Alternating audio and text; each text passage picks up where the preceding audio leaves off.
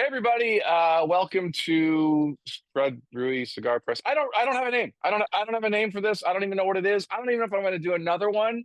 I was just sitting around. I was chatting with Eddie, and I'm like, well, hell, let's jump on Zoom and let's do this. And then I thought, well, hell, I've got questions for Eddie that would be interesting for everybody else to hear.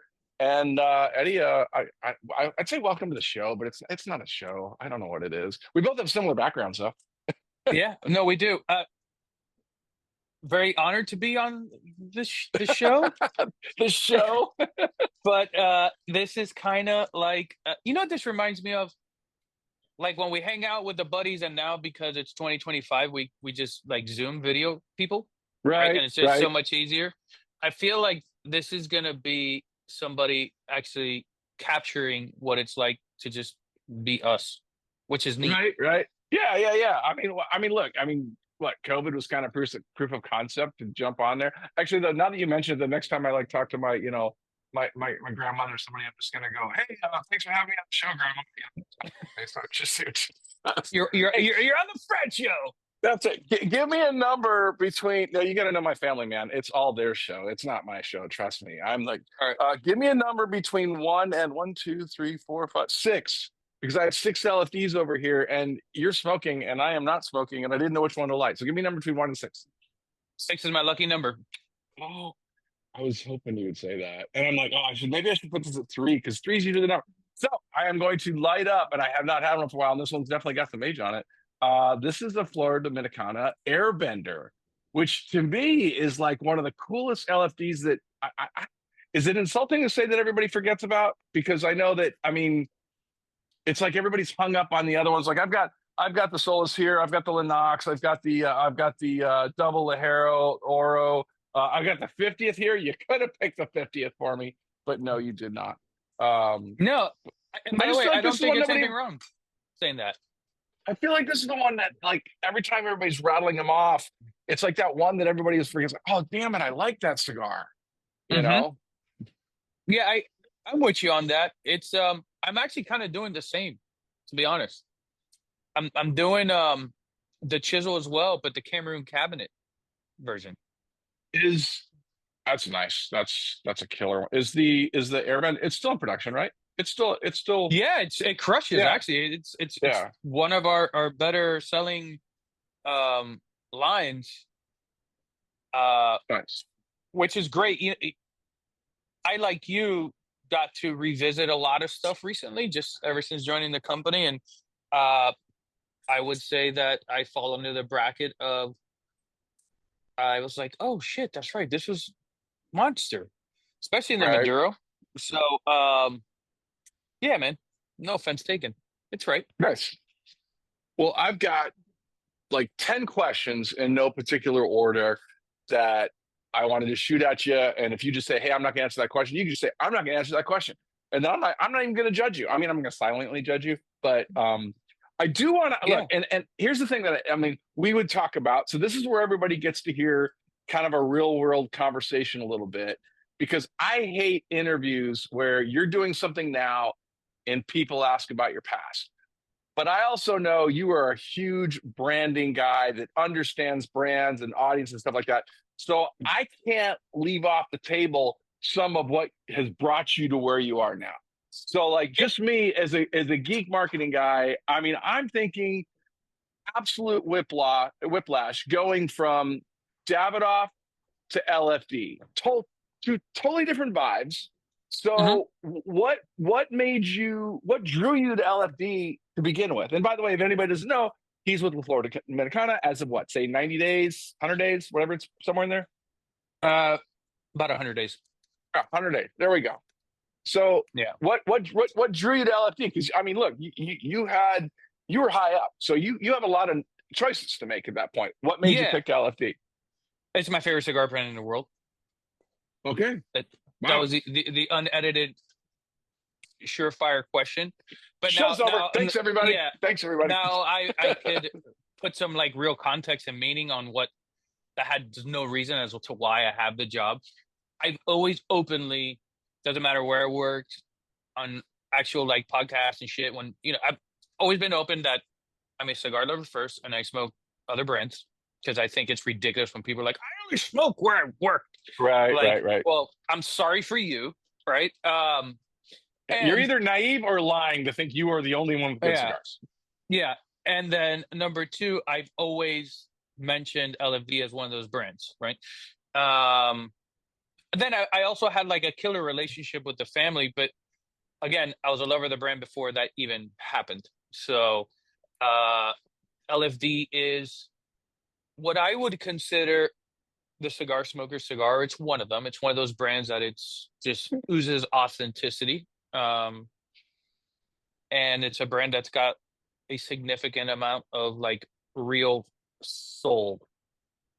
Right.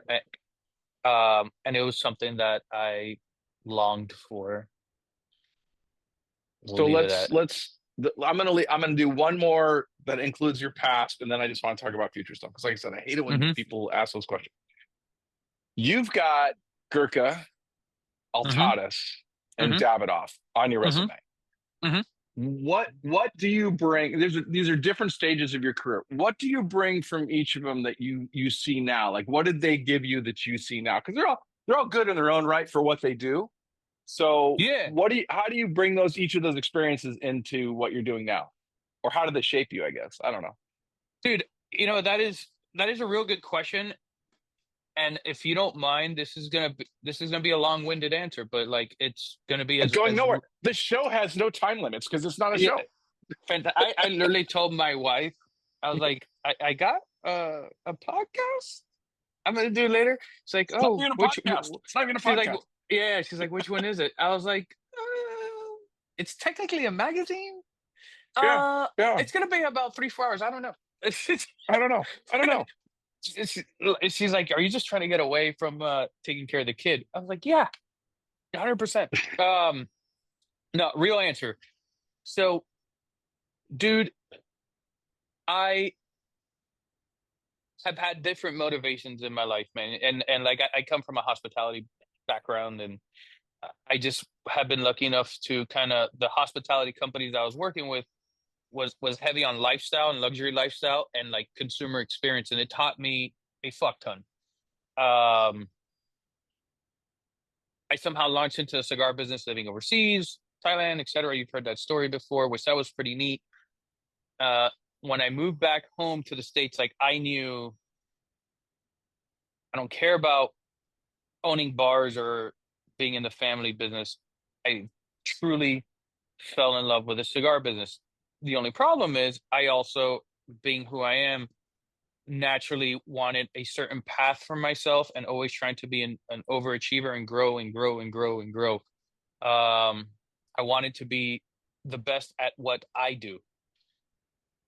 I don't think there's many people, and this is not intended to come off egotistical or any of that.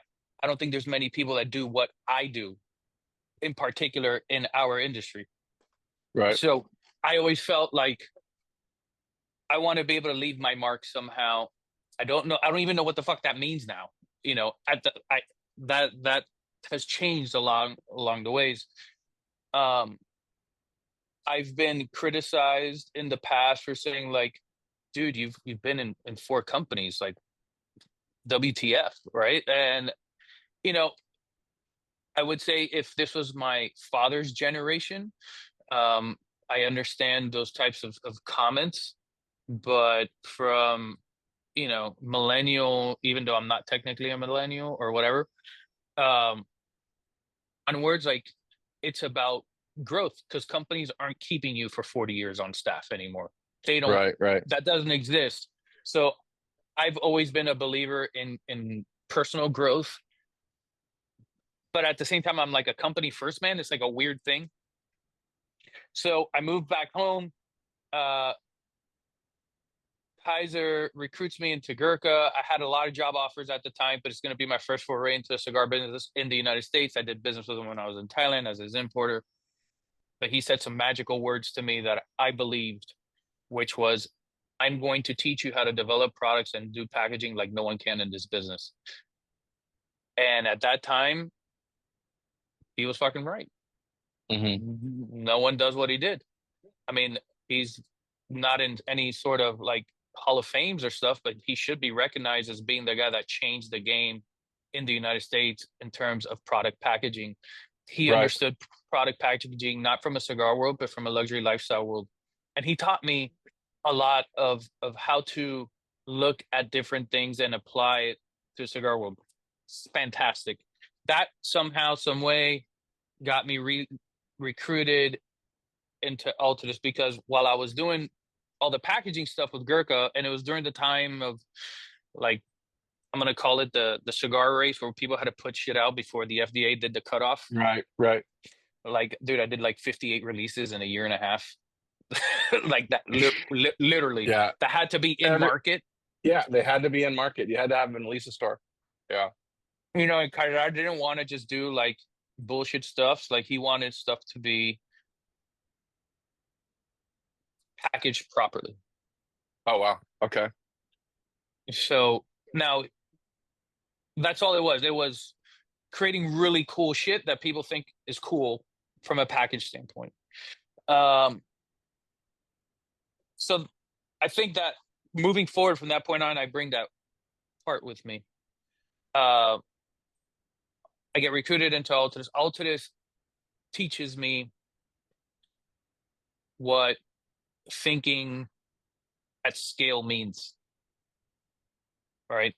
Developing product and moving it at scale, but which I got to do a lot of there, but I got to Right. introduce a lot of what I learned of how to package it to where it looked beautiful. Mm. Um, and then through what I've learned in the past in hospitality, how I wanted to like how to activate.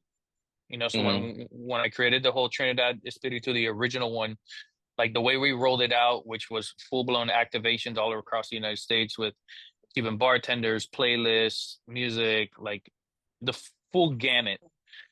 Um, they, I mean, it was the first time Altus has ever done like real activations like that during that time, and I got very fortunate that I got to see that scale. I got to meet a significant amount of retailers. I really got to understand how the business behind the business works through them because it was the first time I got to sit on the board with their advisory board, Mm.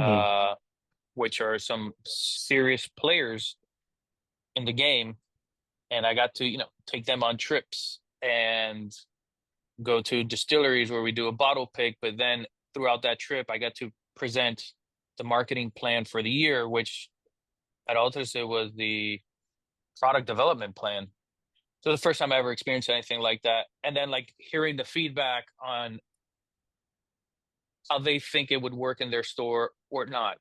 And those relationships, marketing at scale, but more like commercially driven. Hmm. I think I bring, like, I'll never forget that. And that's something that kind of glued onto me with Altus. But it's also a time where I realized the more I loved this business, the more important it was for me to be me instead of a corporate man. Right. Right. And I wasn't a company corporate guy by any standards. Like I was the rogue cigar guy thrown into a group of corporate guys. So Altadis had the only real cigar guy there at that time was Rafa Nodal. Right. But you still have to play the game. I mean, yeah, you may not be a corporate guy, but you got to play the corporate With, games. without a doubt, dude. And I did. Right. I got very fortunate that I had mentors and superiors and bosses that guided me along the way. And bro, I bumped myself a few times, but I'm also I try to just be nice with everybody. Like I'm really not a douche, so Right. I got that part. But it was just like an eye opener for me. Uh, and then Davidoff came, and it cemented everything that I knew about hospitality. Like everything that I knew about hospitality, I realized actually applies into the cigar business.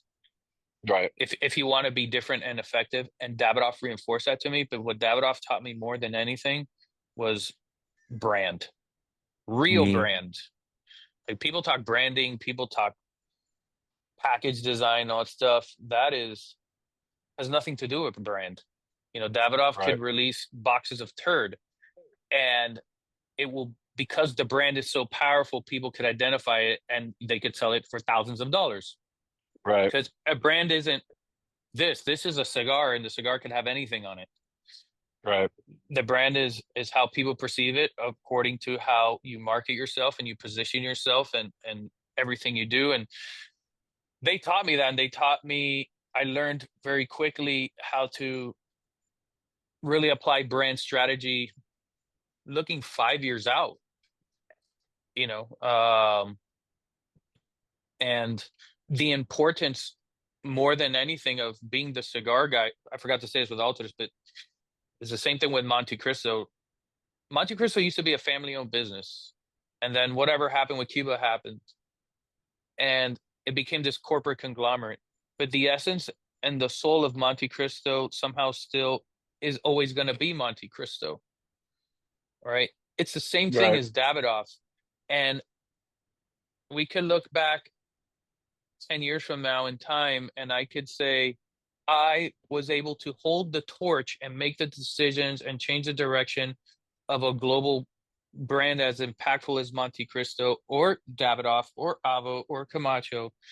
And to be able to have that awareness while you're working there is Hmm. incredibly crucial, because you then have to respect and honor the legacy of what that brand is. Not what some douchebags did in between, you know, but there's somewhere, somehow, a family name attaches in the long run, you know? Hmm. And you don't ever want to go down in history for somebody that destroyed a brand that was over Yeah. 100 years old, Right. Right. you Right. know? Right.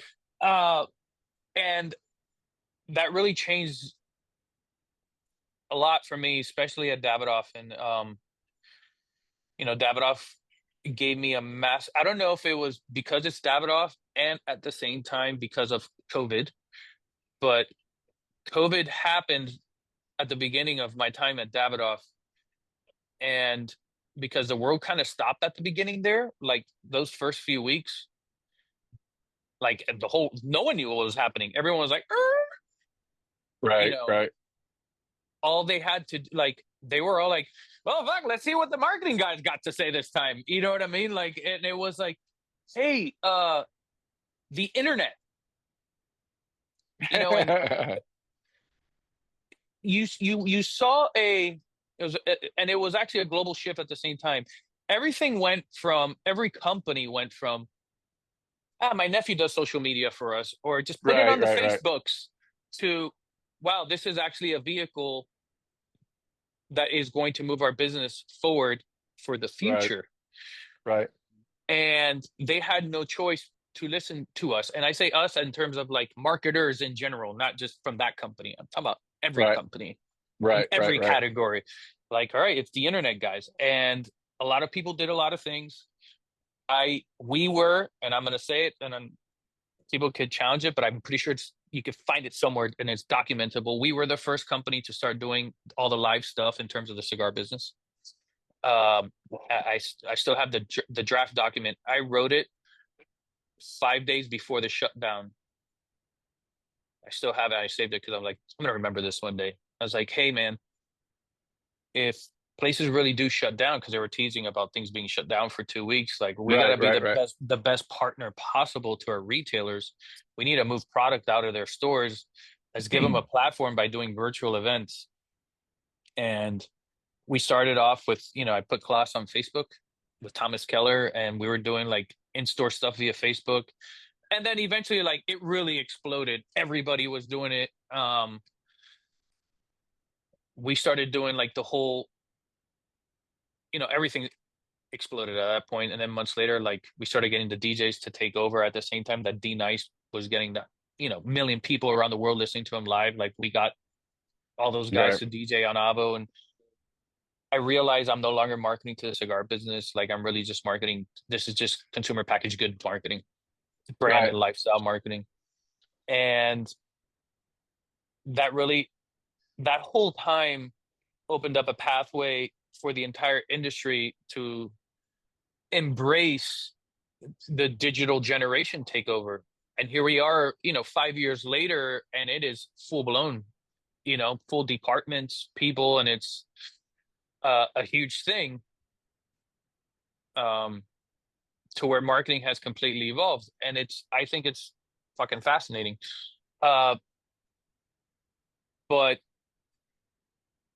from a brand strategy point of view, is how do you integrate every single element from brand experience, consumer experience, trade marketing, uh, point of sale, when you walk into the store, how you greeted during an event, how are you invited to an event, what is, you know, what is the brand language that we use when we're speaking to our customers about our cigars, uh, what happens after the event, what is the education gearing people up to it, how do we help retailers move product, like all of that massive amount of like brand work being put into plans 5 years in advance with products three Hmm. years in advance. So dude, like there's products that I worked on in Davidoff probably still not going to come out for another 2 years with Right, right, plans, right. because you have to plan that far ahead to get all the pieces working, especially on a global scale. All of that. Well, because you're dealing with brands that look, they're not. It's not like boutique where I'm gonna launch this. I'm gonna throw out 50,000, 40,000 sticks and see how traction I get or whatever. I mean, you're dealing with companies that when they go through that effort, this is not something that we look like. So I've talked to somebody recently and we said, what's the lifespan of a blend as far as when it hits its peak and start dropping off? And I had said 18 months. Now, but that's small companies.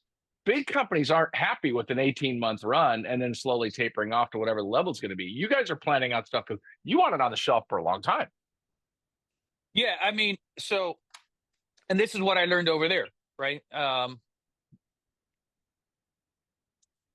Where the only way I was able to communicate these types of conversation was like I was referencing liquor a lot, because from hospitality, I understood liquor, right? Right. And I never understood. Let's take Johnny Walker, because it's something that probably everybody's going to be able to relate to. How Johnny Walker survives on 6 SKUs for the last 200 years. Yeah. But you have cigar companies with 900 SKUs. Yeah. Good point. You know, they sell red, black, green, gold, platinum, blue. That's That's it. it. The LEs that they come out are like Game of Thrones Right. and Right. all that stuff. That is still, it's just different packaging, but it's still either black or blue. It just depends how much you want to pay Yeah. for it, Yeah. It's not a right? different blend. No, it's not. And they understand and believe in building brand equity and tying everything back to their core and their foundation, because that's what's going to stand the test of time. I learned all of that there. And I would say that they're one of the few companies that intentionally do it.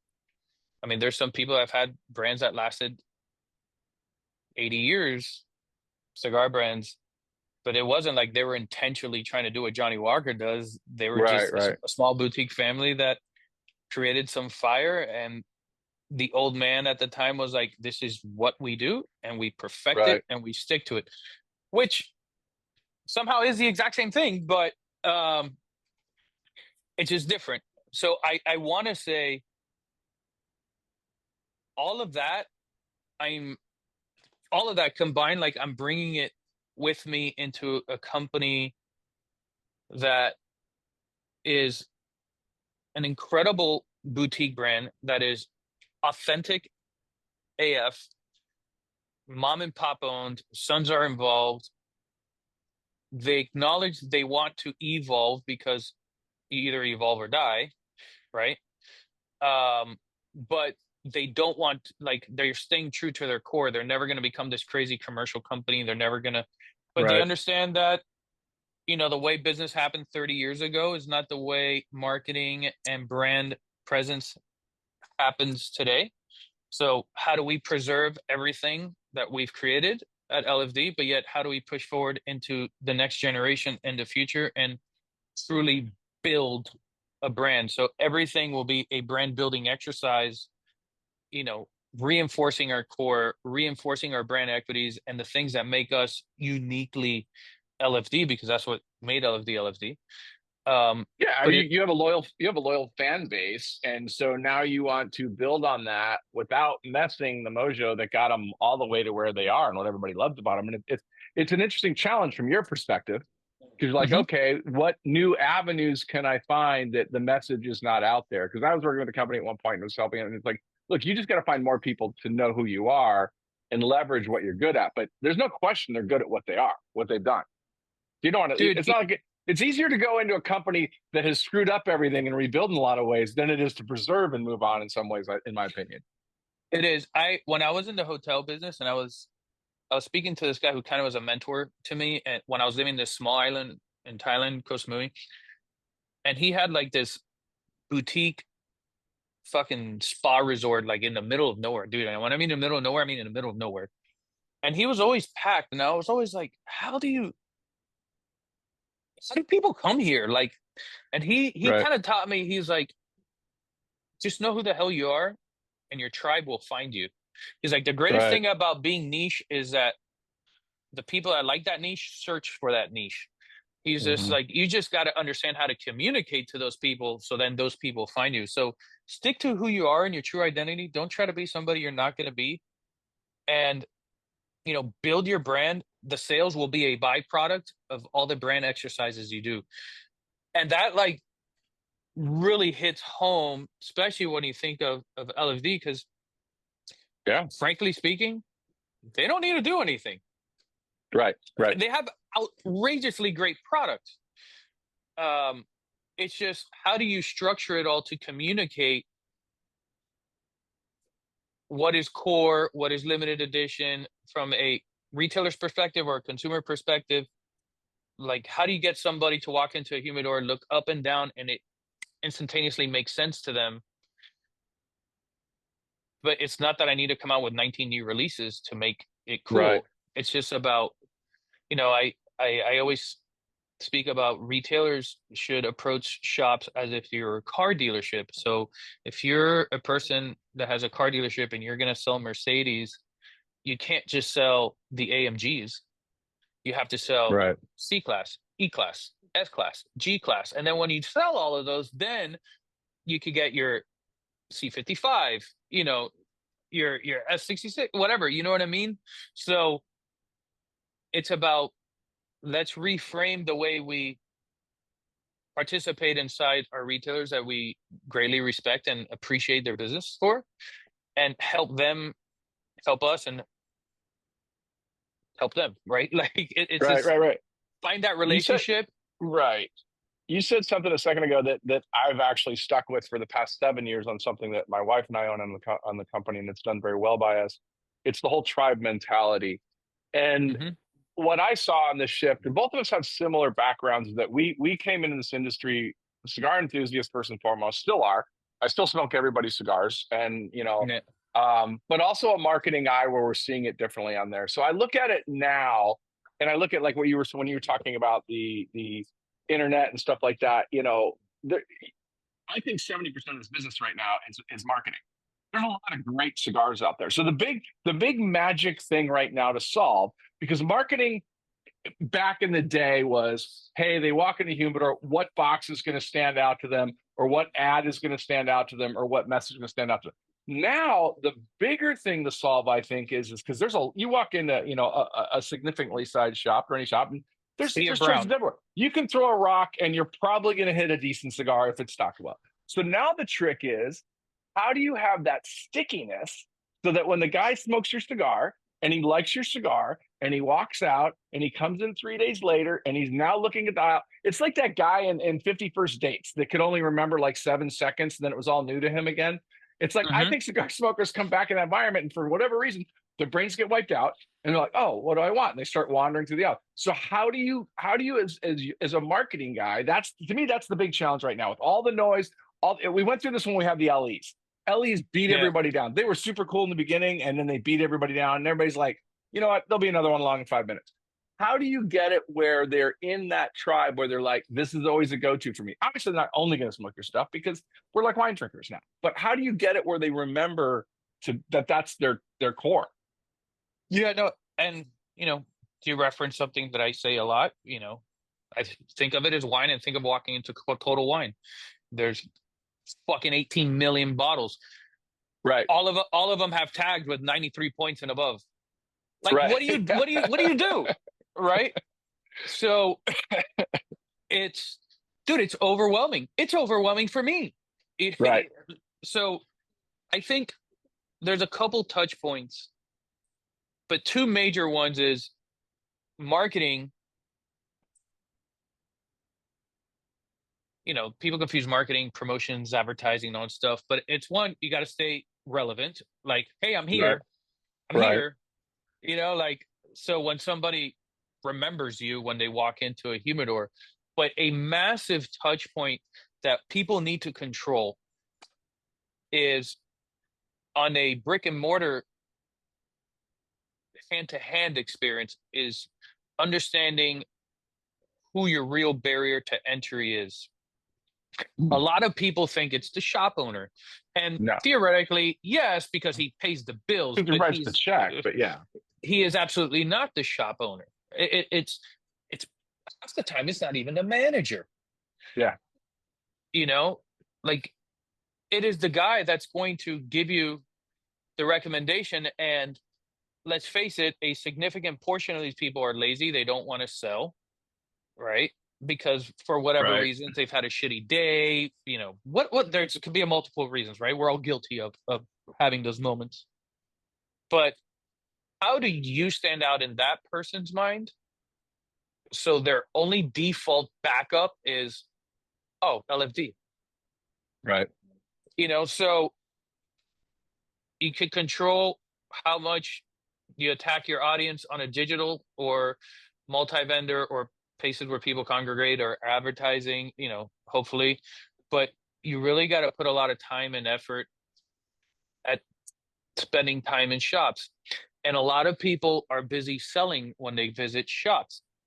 And sales is a byproduct of incredible service and customer relationships. If you own a store, or anybody who listens to this, if you own a brick and mortar shop, you're going to sell two cigars. The cigar that is going to make you a lot of money, and you're always going to support your friend, which somehow, some way backs up. How does that person become your friend? They actually spend the time and treat you like a real human being. They're not selling to you. They're actually Right. there for the Right. camaraderie in the cigar business. And oh man, they actually have a great cigar, dude. I got to support Fred. So Right. Right. Right. so aside from this LFD or this Padron or this Fuente, like, dude, you got to try Fred's cigar. It's a fucking great cigar. You know what I mean? Right. Right. Right. Right. So how do you do that consistently, considering that shops have high turnover employees because a lot of people are part-time. A lot of cigar shops close because it's really the majority of the shops are hobbyists. You know, uh, it's a lot of damn work. And you have to be able to provide them with real hardcore educational materials and trainings, and that is from people doing component tastings to, it's not just, hey, here, have 80 free cigars and smoke them all, Right. tell me Right. what Right. you think.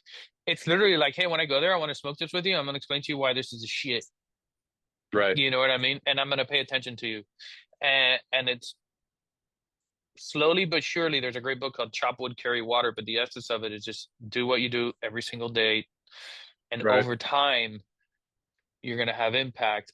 And it is the same approach of build, build, build, build. The train never stops, bro. Just keep on going, keep Right. on Right. going, keep Right. on going. And there's tons of layers, and then there's the acknowledgement of time, of what's happened in 2025. You're on Dojo 2 nights ago, 3 nights ago, and there was a question that you were asked about online versus brick and mortar, Oh yeah. Yeah. Yeah. which I felt all the answers were justified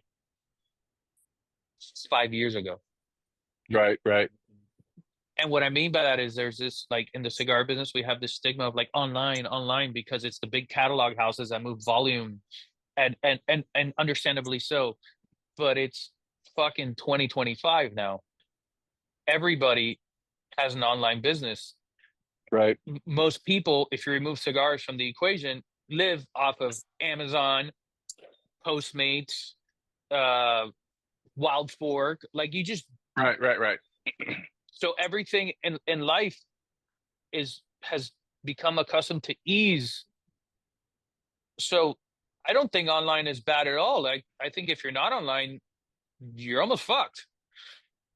You know, just the brick and mortar part is the extra service when people visit you, but it's just the evolution of what's happening. That was You can't long-winded. ignore.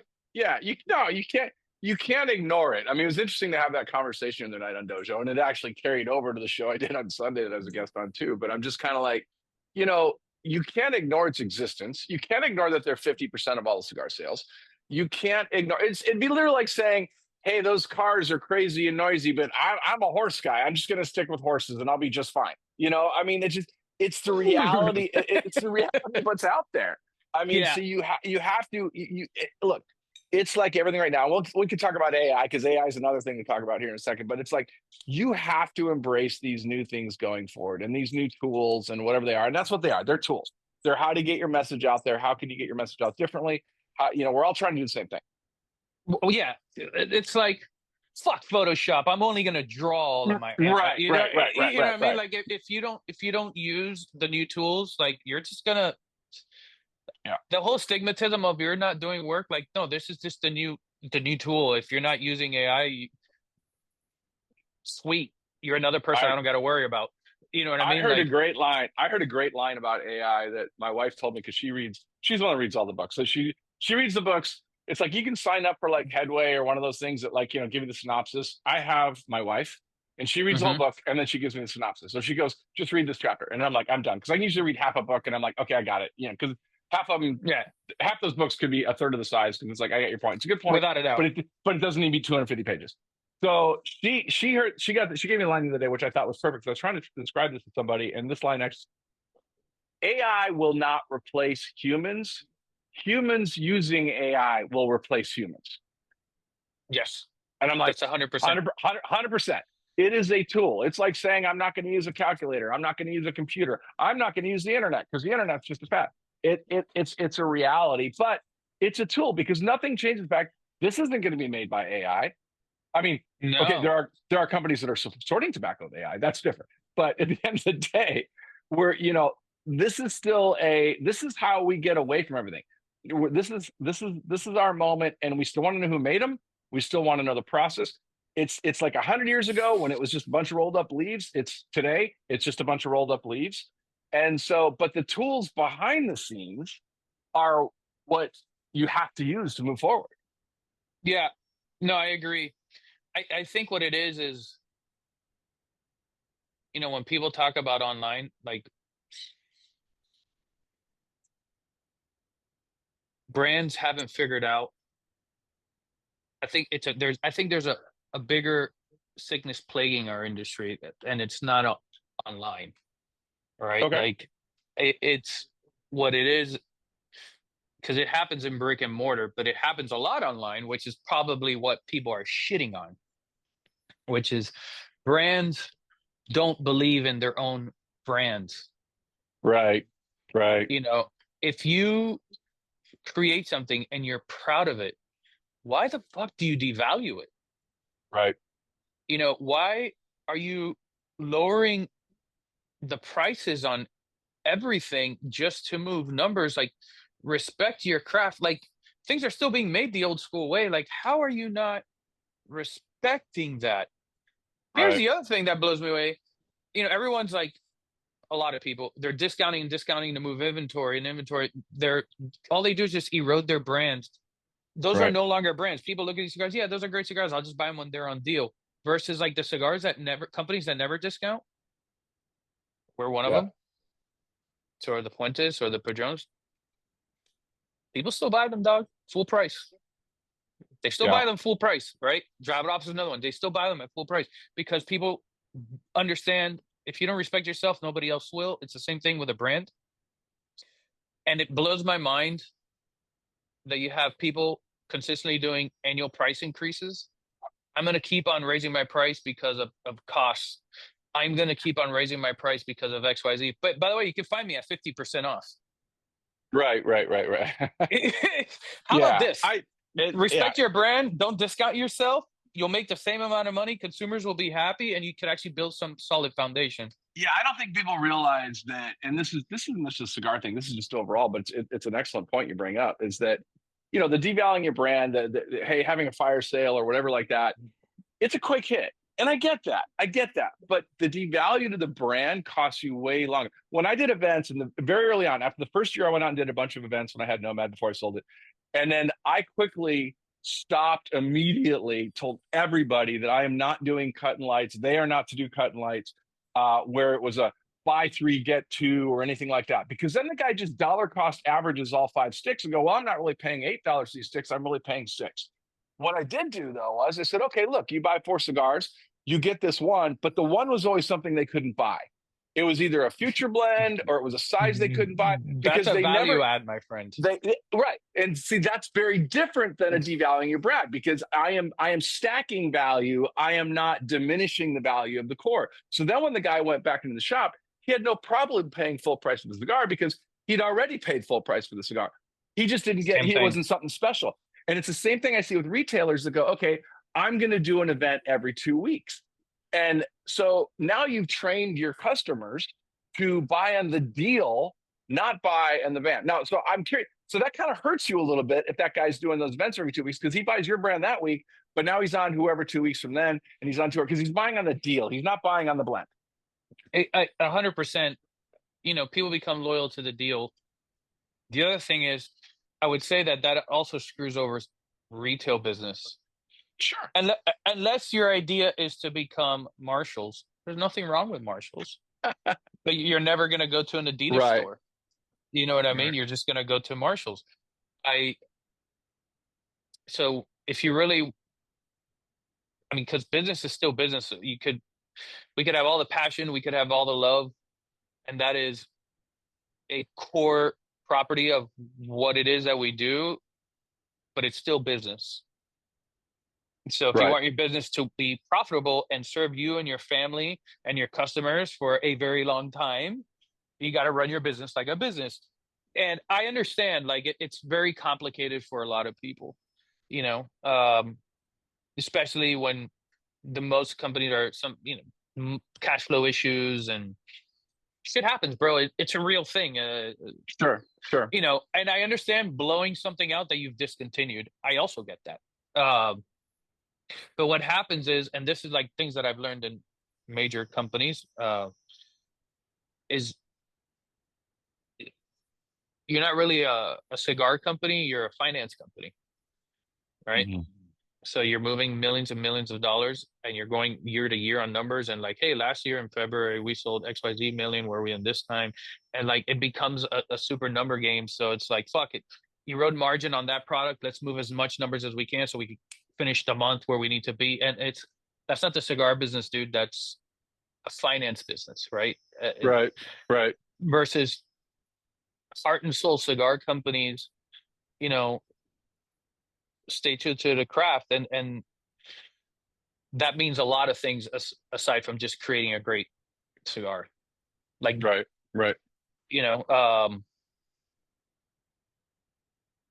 yeah, I like that.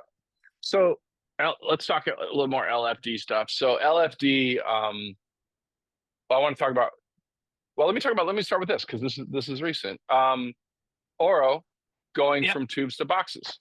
yeah. I was involved in three conversations because it blew up my text going, Fred, what's going on over there? Because they know I know the family and I know you and stuff like that. And they're like, well, they're doing this and they got to. You tell me why put Oro in boxes? Well, the easy answer would be like, why not, right? But Right. Right. so let's talk real brand, real structure. Let's talk growth, right? Um, Oro's a core line. Uh, it was only offered in 5 count tubos before. Right. Fantastic, right? It's a great fucking cigar. Sells well. But you're still in business, right? You people want to buy more of it, but how hard is it to constantly restock 5 count tubo boxes? Um, One of the things that's, between tariffs and just production capabilities, like, dude, tubes are a pain in the ass, you know, but we're able to get this product out more. So why not, instead of creating a brand new line and creating all sorts of stuff and diluting things, let's reinforce our core by saying, you know what? People love this. Let's make it accessible now. I mean, you can still buy it in a tube, but Right. let's take it out of the tube. Consumers are going to save $2, by the way. You know what I mean? Because we're removing that And people don't hard, realize the packaging costs money. right?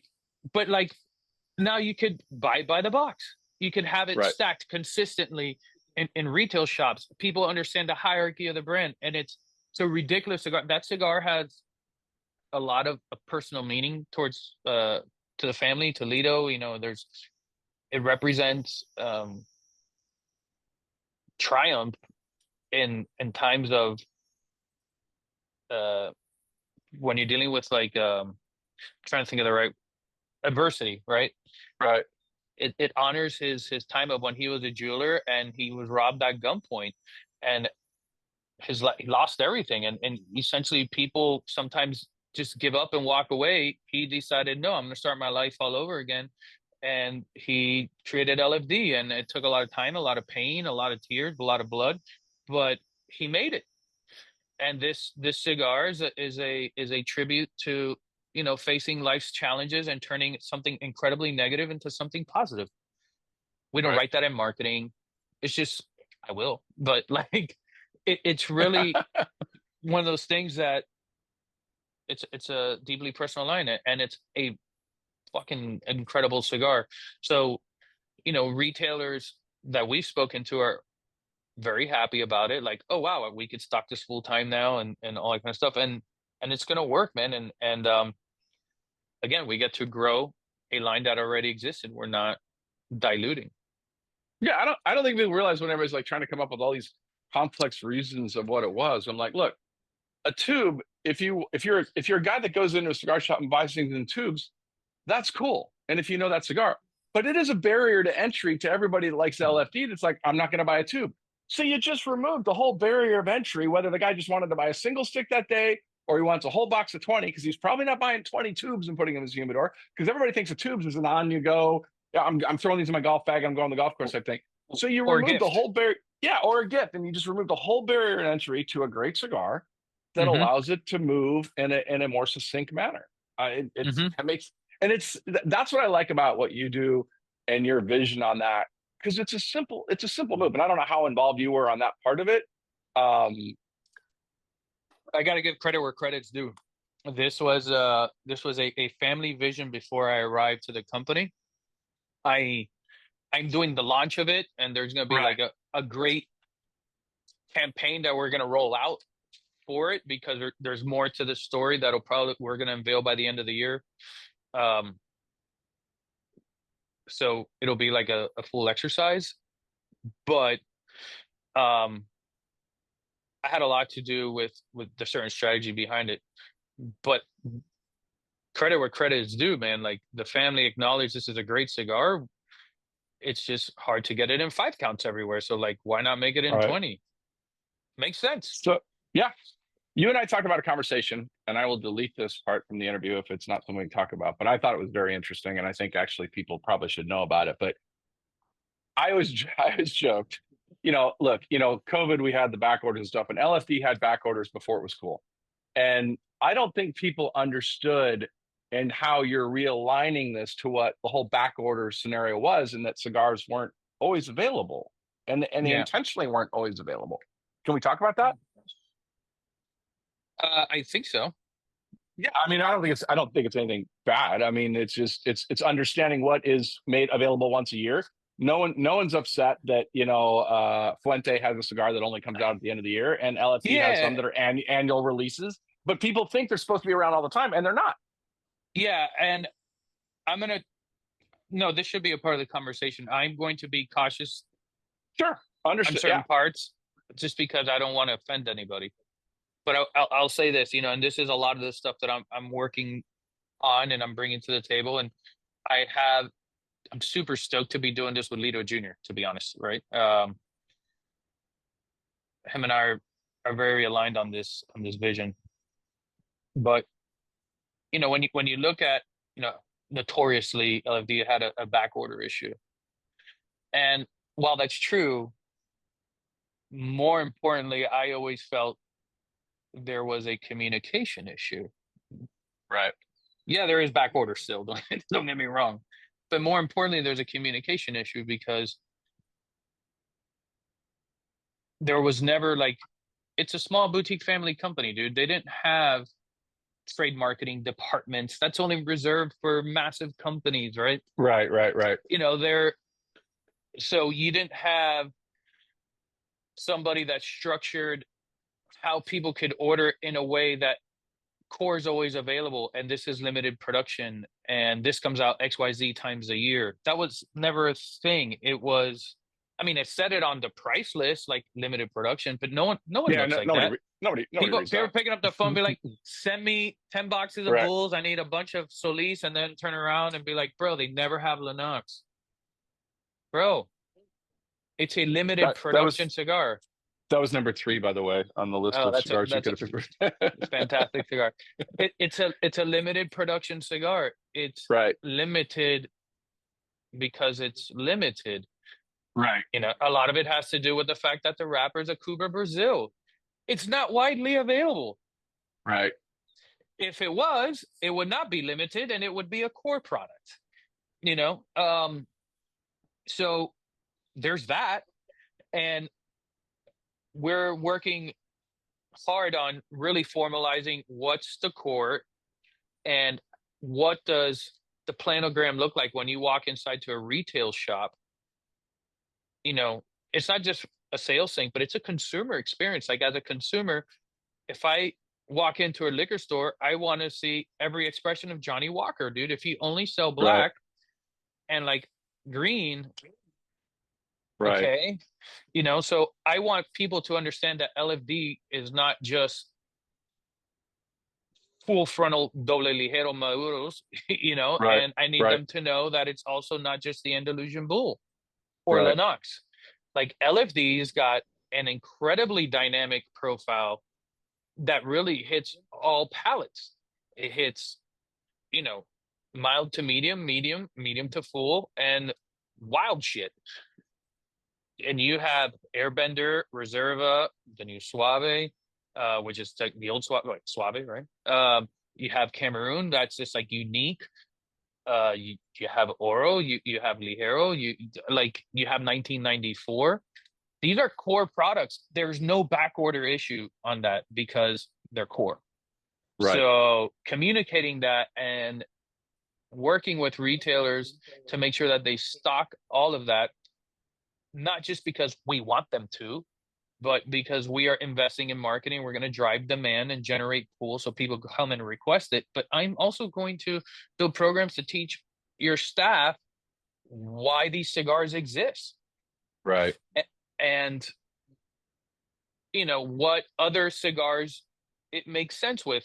So not that I want to steal share from anybody, but if you walk in and you're like, dude, I'm in the mood for like San Andres, something with San Andres, but whatever. Like, I want you to talk about 1994. I want you as a retailer to be like, if you like San Andres, well, there's a lot of companies that do San Andres. You have AJ Fernandez, you have, you know, Nick Melillo, you have Sure. all these brands, but in the Dominican Republic, you also have LFD. And I did this experiment once to an old boss of mine at Davidoff when it came to wine, when we were doing a price comparison to who our competition is. And he was arguing with me, right? He was like, our competition's in the Dominican Republic. And I was like, so we're in a restaurant. And I was like, hey, it's time to order some wine. What do you want? He's like, Eddy, order me a Malbec. And I was like, oh, I got this motherfucker. So I'm like, hey, that Malbec is gone. But they have this Cabernet from Argentina, He's like, no, I want a Malbec. All right, well, the other Malbec is $50 more. He goes, I don't care the price. That's the flavor I want. I want Malbec. And I was like, oh, kind of like cigars. It's not about what region you're from, and Right. price point doesn't necessarily dictate who your competition is, but it's about flavor profile. So any cigar smoker will smoke a $15 cigar, they'll smoke an $8 cigar, they'll smoke a $30 cigar. They just want that flavor. So if I can stack up my profile, like my portfolio that contains this array of flavors, and I teach a retailer that we have an option theoretically for everyone, but we have like our own brand equities, and we are a fully vertical boutique family company that does everything the old school way, and there's a lot of soul and a lot of passion, and you have a direct line to us. Like, I should be a contender in that race. And I don't know how I got here, but basically, I, it's incredibly important to Right. do that. Right. Let's talk about the team because you mentioned Lito Jr., who we've both have seen kind of grow up. I know you've known the Hmm. family a long time, and I have. Um, I'm excited well, I was excited when you came on board, but I've always been excited about LFD. I mean, that wasn't necessarily a you thing, but Hmm. watching the development of Lito, obviously always, and then Tony, cutting his teeth on where he did and finding his place and all that, and the NFT, which was just unbelievable that nobody had done, which was just a killer idea that he saw from start to finish and stuff like that. And then Lito Jr., who is really the youngest of all of it by far, I mean, generationally, has a totally different view of our industry and how fast up to speed he is, how it's in his DNA and how fast up to speed he is. And yet he's kind of this link to a whole other generation that we're trying to understand how they buy, what they think, how they post, I mean, You're hitting it right on the head, man. You're hitting it right on the head. He is one. I and if thoroughly. you Let tell me him I get said this. this, by the way, I will deny it. I will delete this video in a second. Yeah. He.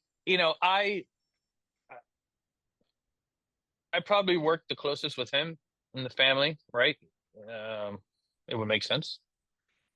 He is, dude. He's one of the funnest people I've had the pleasure to work with because of certain things that you just said, right? Like evolution. I feel just by the sheer nature of our antiquated industry, and it's not just cigars, like wine is very Uh, similar. yeah, sure. Some spirits are very similar. Like you're in this crossroads of generational changes, and just think of everybody the way they receive their information. They're not flipping through pages of Cigar Aficionado. Right. Um, you know, shit, neither are we. Like we live on this, right? But those people hype. I mean, their whole growing up in school, like I didn't have a phone until I was in college. I mean, They can he's had text a without phone since, looking. I can't do that. yeah, I spend he's had I a, spend more time backspacing than I do to correct it. But they can do it sight unseen. yeah, they probably can't even write in cursive. Honestly, my nephew's 24, he doesn't write cursive, right? So they're about the same age. So I'm gonna assume, I don't know if he does, but I'm gonna assume he's not necessarily a cursive writer. But I don't think so. all right. So their interpretation of how to market evolves, and how consumer behavior is, and I think it's really incredible. It's technically an awesome like weapon or tool that the company has, because he did grow up in the business. No, he wasn't on the road like everybody for 20 years, but Right. that's his family business. He's been going to the trade show since he was like 8 years old, dude. You know what I mean? Like, so Yeah. he's seen the evolution, and now he has the opportunity to kind of like work. Um, and it's great because we get to work together, and I get to kind of mentor slash guide him or architect what the future is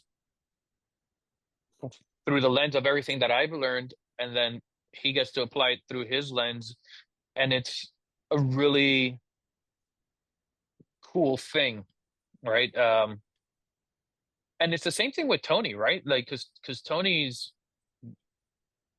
on the flip side as a uber creative. He, a lot of people don't realize that he does all the packaging. Oh yeah, no, he's the artist. I mean, obviously he knows the It, tobacco and everything else, but he's got that vision.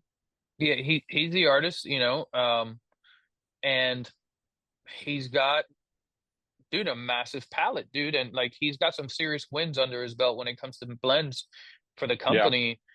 And kudos to Lito Senior for one having enough confidence to letting his kids do that.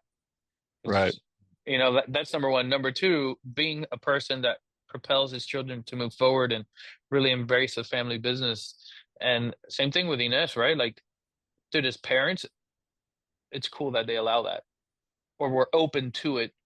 right, And they're they're showing wins, which is like a good thing.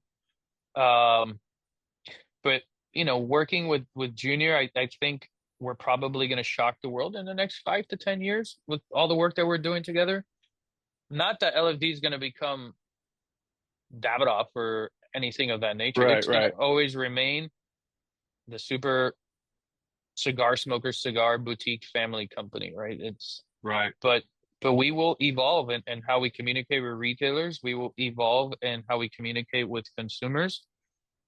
There will be structure, and at the same time, there'll be oozing authenticity, which um, it's going to be neat because out of all the companies that are small and like this and fully vertical, I think we're the only one right now that are actually building a team.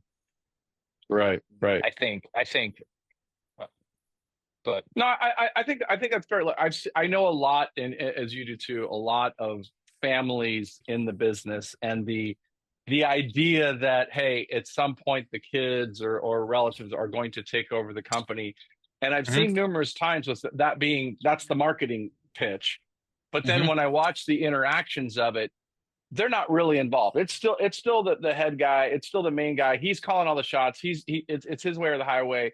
The creativity comes from him. The all the things.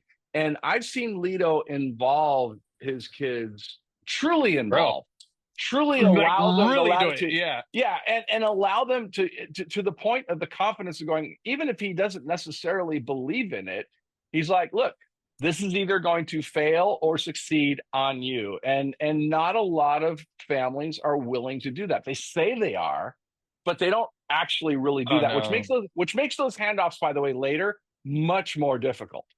um Yeah, he's bro. Senior's the real deal, dude. Like yeah, I had like this like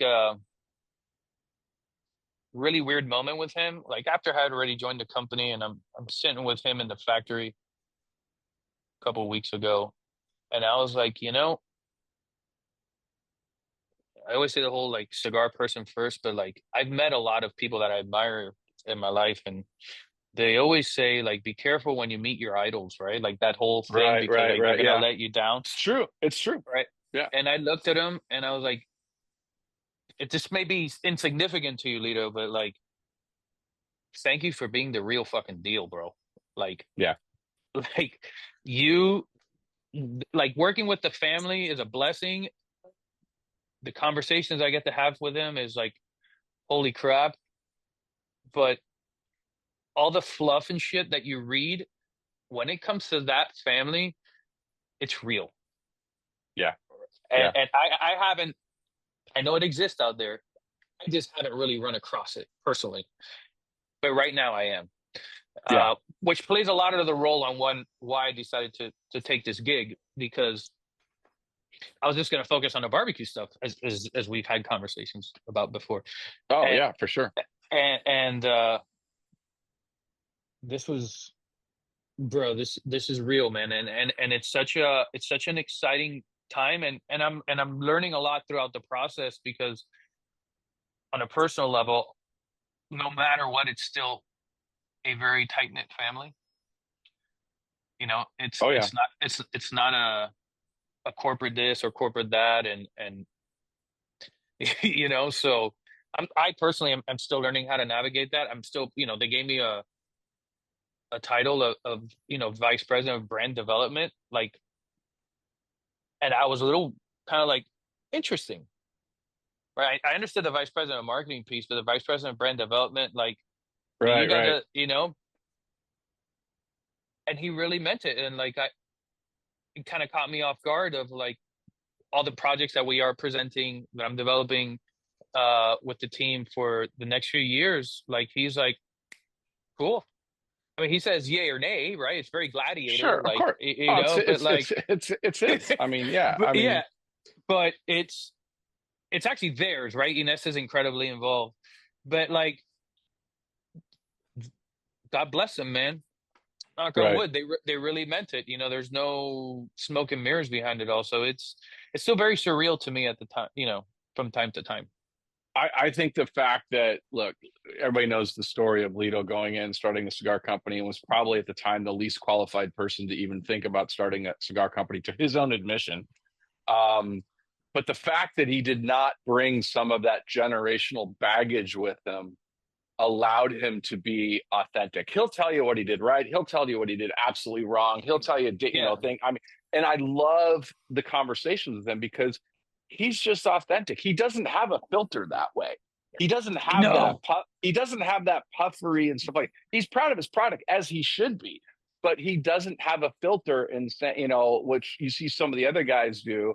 And I love that about him. I love that he's been able to pass on that mentality to the next generation. And also, I have to admit, I mean, I saw the thing when you came on board. And I'm like, wow, Lito is not afraid to know what he's good at and know where the hole is that he needs some help on. And to me, admitting what you need, which a lot of these guys don't, is even bigger than knowing what you're good at. You know, I always say keep the aces in their places, but like I use this all the time. Like, if we're both good at the same thing, then we cancel each other. Like, you don't, Yeah. What do you need? What do you need him for? Yeah. we can work on everything together. That's fantastic. That's teamwork. Super important. But keep the aces in their places, dude. I'm no freaking master blender. I know how to Right. Right. develop a brand, like a brand. And I Right. know how to structure it and how to strategize it and how to deeply resonate, like, culturally, because I don't approach things from like an academic point of view of like brand guidelines mean XYZ. I really Right. try to understand who's my tribe and why would they even identify with this product, and then I would then take it to like where's a gap that it needs to fill. But we shouldn't just be releasing shit to release shit. Like, it's Right, right, right, right. So you're a everything. hundred day, yeah, you're 100 days in. Yeah. So what's like your biggest aha moment, and what's your like, okay, I need to rethink this. Oh, look, I did the little symbols Yeah, here in that Zoom that happened to I me. don't, I do Yeah, I not. don't know. So what's your My biggest my aha moment? And what's your like, okay, I need to rethink this, like something, uh mm, I mean, I think the biggest, I mean, it's gonna sound cheesy because I just kind of said it, but the biggest aha moment was really realizing like how authentic everything Mhm. truly is. I've been in a lot of factories, Fred. So have you. You know, I walked into that rolling room and I was like, this is tiny. Yeah, yeah, And I was like, aha, it makes sense. Everything is real. It's not marketing bullshit. right,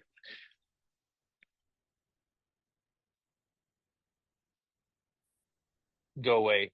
You know what I mean? He wants to keep things the way things are because he could control it and make sure that his product is being delivered to people. And he says a lot of these. I mean, on Instagram right now, it's a lot of those like the marketing buzzwords and stuff like that. But he is like the true embodiment of this. That I've traveled with him to a couple retail shops. Like, he says a bunch of times, like, I'm still shocked to today that people smoke my cigars. yeah. Right? He's It like, means something to them. yeah, I want to sign their autographs, not them Right. sign me Yeah. sign. Like, he wants them to sign. He wants their autographs.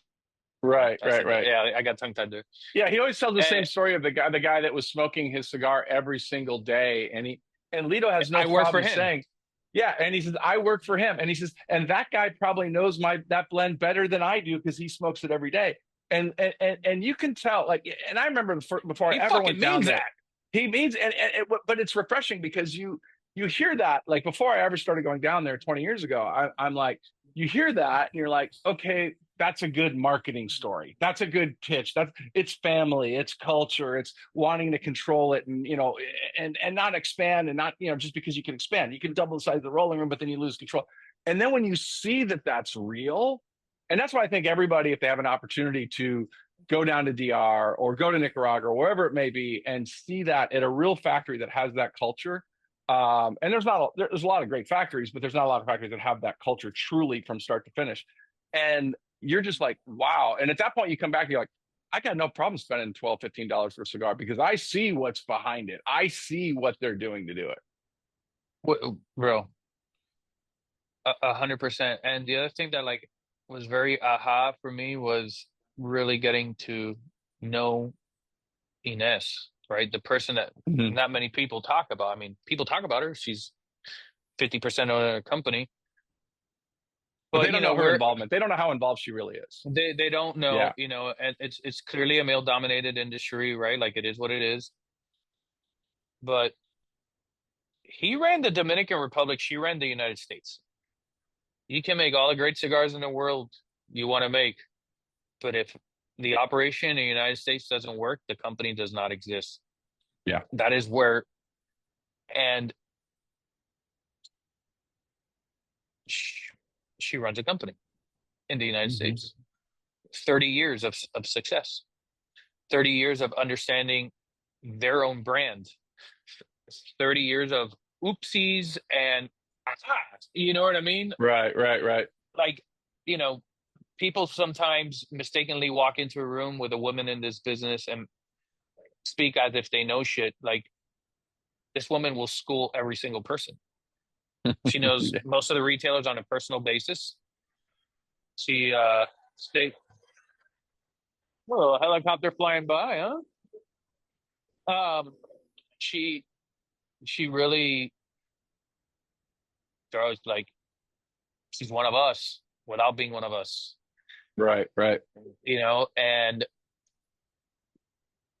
that, the my meeting with her before I got officially hired was one of the better, we'll call it an interview, but it was one of the better interview slash conversations I've ever had with a manufacturer in my life. Because then I understood this doesn't exist without her. And you hear Lito say she is the backbone of this company, Right, and right, right, right, right. and certain people say like, oh, she's mean or whatever. It's like, no, man. I if you know what it must have been like 30 years ago for a woman to be in this business, not even today, 30 years ago. Uh, let's be honest. I mean, if a guy's in the same thing doing the exact same things, no one's saying they're mean. They're just saying they're a good business person and stuff like that. That's just on the unfortunate sexist aspect of the industry. She knows her Yeah, stuff. I mean, she like yeah, yeah, you can't school her, right? She's gonna school you. So um I really appreciated that, and it like I don't know, just my whole entrance into the company was very aha, because like I knew them on a very personal family level, but that doesn't mean we talk business. right. I think that's probably why I became so tight with the kids growing up, because I was never like, oh, you're the LFD kids. Like I just didn't give a shit. I mean, I was like, I'm the Miami nightlife guy. My family's Right, just as important as your family. It's like I don't give a shit. right, And we're able to really connect in that aspect. But now like the curtain's been lifted for me, it's been it's been incredible. That's been very aha. The uh-oh, not yet moment that I have is more along the lines of like I move at a certain velocity. You know, at Davidoff, I was the head of the brand marketing team, but I ran well, you all of had a Davidoff. lot. You had a lot of hats. You had a lot of hats over there. Yeah, I mean, a yeah, la Avo, a la Camacho. Like, dude, the smallest brand that I ran was bigger than double the size of their company, and I was right. doing everything at the same time. And even at Altadis, I was running Monte Cristo, Henry Clay, Trinidad, Onyx, and Casa de Garcia, like one person. I was managing hundreds of millions of dollars. So to move at a certain velocity, but also having a certain type of support, it was very much like, oh no, like certain things I would go Right. jump into immediately, and I realized I had to insanely pump the brakes. You know, Do you feel that you can because I mean, look, when you're in a Davidoff or an Altadas or something like that, I mean, it's like, hey, Friday it's due. Friday, I mean, you've got these benchmarks you have to hit. Do you feel that in the current environment that you can now see things more to fruition, not take them to 80%, but you can dot the I's and cross the T's and stuff like that a little bit more and really think through them a little bit more? yeah, I have no choice but to. Let's Right. just say Yeah. that. Fair. Fair. But two, they almost don't even expect it, right? And this is like I am pitching them brand concepts for 3 years from now. Everything from who our tribe is, what the price point should be, why we need to do this, to how we're going to launch, and how they've never seen anything like that before. Right. Right. So when I used to have to do that on a corporate stuff, like on a time, like I got to present this all so I could get this project approved, because if I don't, I got to do this and I got to do that. And like, to them, they're more like, whoa, they've had the beauty of creating a brand at a very different time. If LD never existed and they try to recreate it today, how they did 30 years ago, it probably wouldn't exist because the Right. conditions were very different. They started at a time of a boom. A lot of things played in their favor, but they truly were a company that created a product that they just believed in so much, and they just tooth and nail fought shop by shop. And every time they opened up Right. a new Right. account, they celebrated. Every time they got a reorder, they really celebrated. And it's such a cool thing. So applying the stuff that I'm doing now, and I'm also doing a lot of this stuff and integrating Junior into the whole process.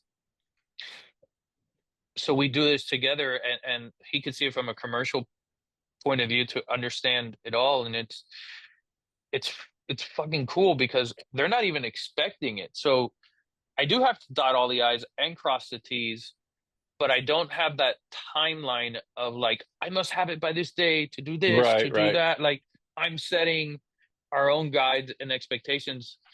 You know, I've said it a couple times to some people. This is the closest I'll ever get to owning my own cigar company without owning my own cigar company. Right. Just because it's so family owned and so small, and I have to care for it so much because every little thing I do impacts my friend's family, you know, that it's not just like working in a conglomerate where like, ah, fuck it, it's not my budget, Right. Right. Right. like Right. every little thing counts. So, um, it's unique for me. It's exciting. Nice. Nice. Um, I'll wrap up the recording on this and the show non-show. And anything else you want to say to everybody that might be watching this? All four people or 4,000? I don't have no idea how many people. Dude, just, just very grateful to have been blessed and given the opportunity of to be in this industry, like, and just everything I've been able to do thanks to like a lot of the people that probably are going to watch this or not watch this. you know um I love the There's a lot of community. people. It's okay. Yeah. um and I if you don't smoke LFD, I would say give us a shot. I think we're a real authentic brand with a lot of heart and soul. And dude, just really grateful to keep moving forward, and I hope I don't ruffle anybody's feathers by talking about how people erode brands, because I Yeah. care about It, the it, I care about the industry more than anything, man. Like we sure. we need, this needs to survive, right? So Yeah. Absolutely. Well, hey, man, thanks for joining us. I'm going to stop the record. Everybody else, thanks for watching. And yeah, see you later.